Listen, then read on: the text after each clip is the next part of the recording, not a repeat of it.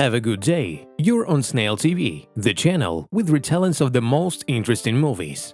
Today let's talk about the 2014 thriller Stonehearst Asylum, based on a story by the master of the psychological genre, Edgar Allan Poe. 1899, Oxford University. A psychiatrist gives a lecture to final-year medical students about schizophrenic disorders, then as an example shows them the 35-year-old beauty Eliza Graves. The heroine pleads for help, claiming she is not crazy. To show the patient's illness, the doctor provokes a hysterical fit in the poor woman. One of the future physicians, an inquisitive honor student, doubts the woman's illness. 6 months later, on Christmas Eve, young psychiatrist Edward Newgate is sent to gain practical experience at the asylum, as they used to call the asylums Stonehearst. The senior caretaker, Finn, gives the hero a tour of the asylum.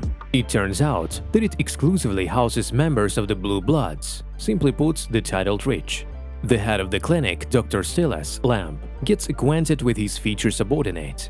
The director takes the young psychiatrist on his rounds of patients. His method of treatment is quite unusual – no medication and no caution. Silas is convinced that it is impossible to cure insanity, so the ideal solution is to give each patient the right to be in his twilight state, to be outside the cells, among the staff. Suddenly, Edward sees Eliza, the same hysteria patient who was brought as an example to their lecture. The director tells the heroine's sad story. She has a very rich but unloved pervert husband, who she was given away, as has often been the case before, against her will. One night, Eliza bites off the ear of her hated spouse and then pokes his eye out with her comb.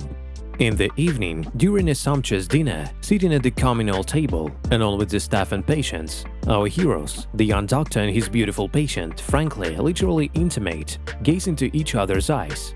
It is clearly more than just sympathy.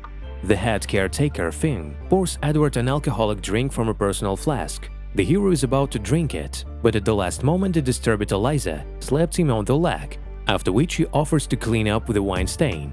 The heroine goes into the back room with the man, then tells him that he must leave immediately. The bewildered Romeo asks for an explanation, grabs her hands, and Eliza becomes ill. Her fingers are restrained by the paralysis characteristic of hysterical fits, so the man gets no answers.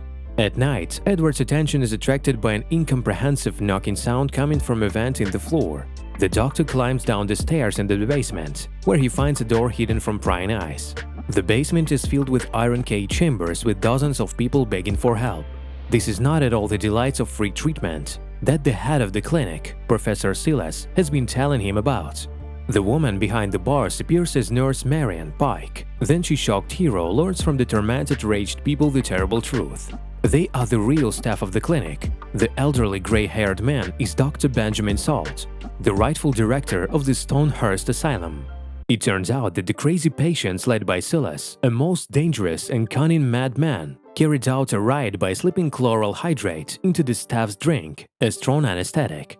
As a result, 7 of the clinic's employees died, and the rest who were unconscious were locked in dungeon by a gang of schizophrenics. Dr. Salt asks the man to go urgently to town to bring the police and soldiers, for the exhausted prisoners without food and water will not live long. The disturbed hero knocks on Eliza's door and offers to leave immediately, but the frightened woman is afraid to leave the hospital because she is frightened of the cruel world outside.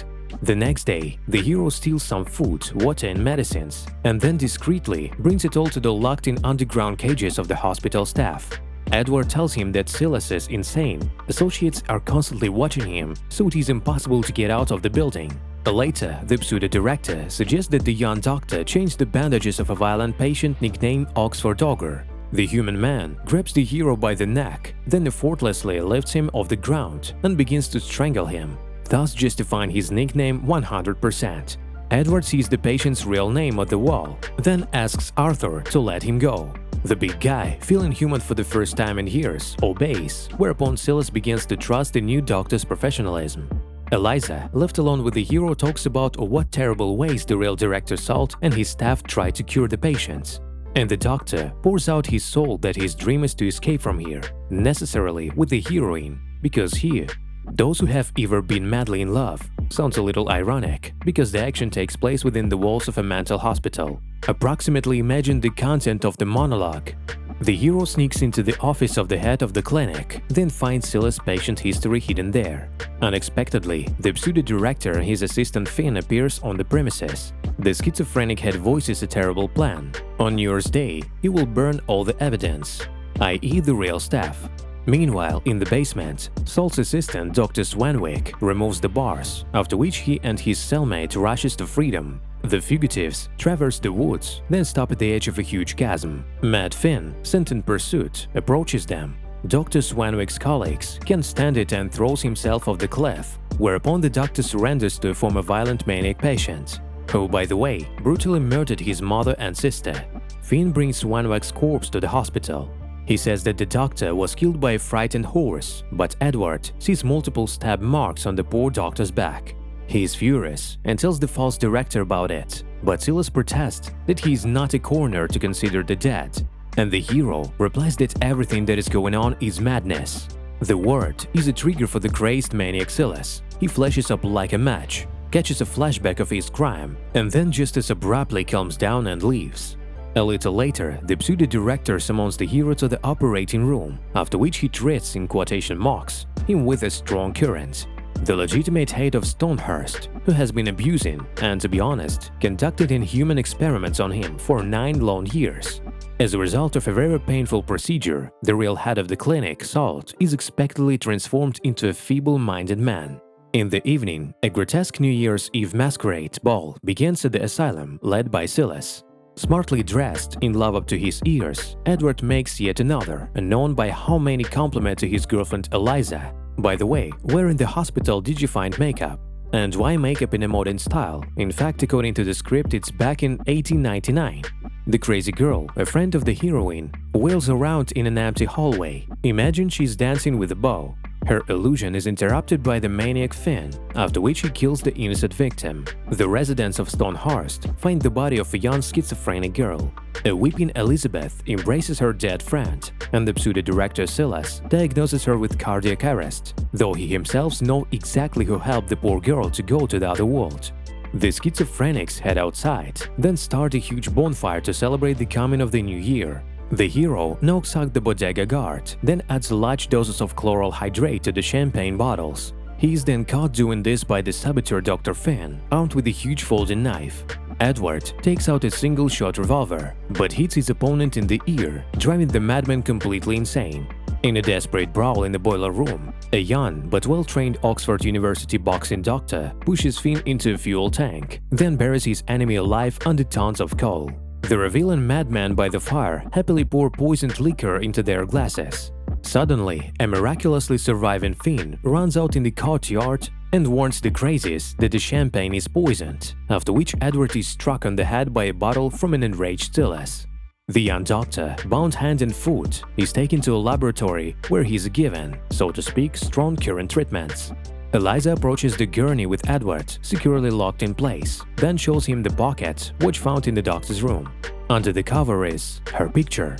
The heroine is convicted. Her husband has sent his man to get her back. The man tells her that 6 months ago at a lecture on psychiatry, he saw her and fell in love at first sight. Then young doctor made a vow to himself to find and free the lady of the heart. The hero, with sparkling electrodes at his temples, asks Silas to fulfill one last request, to look at Eliza's photo, which is in his breast pocket. The head of the schizophrenics agrees, pulls out the picture, then sees in it a drummer from his regiment that he shot himself years ago. Clever Edward reads Silas' medical history and figures out how to neutralize him. Flashbacks follow one after another, after which the antagonist drops the electrodes and leaves the room for the execution. Finn wants to finish the shock therapy himself, but Eliza comes to the rescue. The heroine tries to unite the young doctor, but the enemy grabs her from behind, provoking a stupor. Edward asks his beloved to look at him, after which she, for the first time in her life, manages a seizure.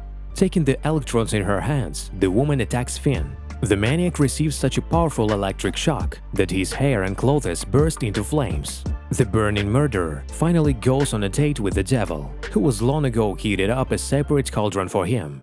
A fire erupts in the room, a woman unleashes the hero, then frees the staff from the underground cages.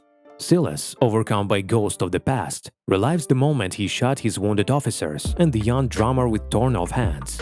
Edward finds and rescues his former enemy, who no longer poses any danger.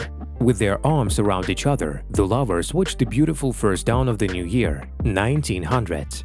A couple of months later, a carriage with a psychotherapist from Oxford University and the heroine's husband arrives at the gates of the asylum. The elderly doctor presents nurse Spike, who is now in charge of the asylum, with a paper ordering Eliza's discharge. The woman tells him that the patient has long since been discharged by order of Dr. Edward Newgate. The doctor says that this is impossible, since Dr. Newgate is himself. The impositor who came to Stonehearst is the patient who ran away from the clinic to save Eliza. He fell in love with the heroine when they were both shown as examples of different types of schizophrenia to medical school graduates. Meanwhile, on the shore of a warm sea in sunny Italy, the escaped heroes enjoy each other's love behind the secure walls of a quiet adobe for the mentally ill. That's all for now. Subscribe to Snail TV, like us, leave comments, and recommend us to your friends. Bye!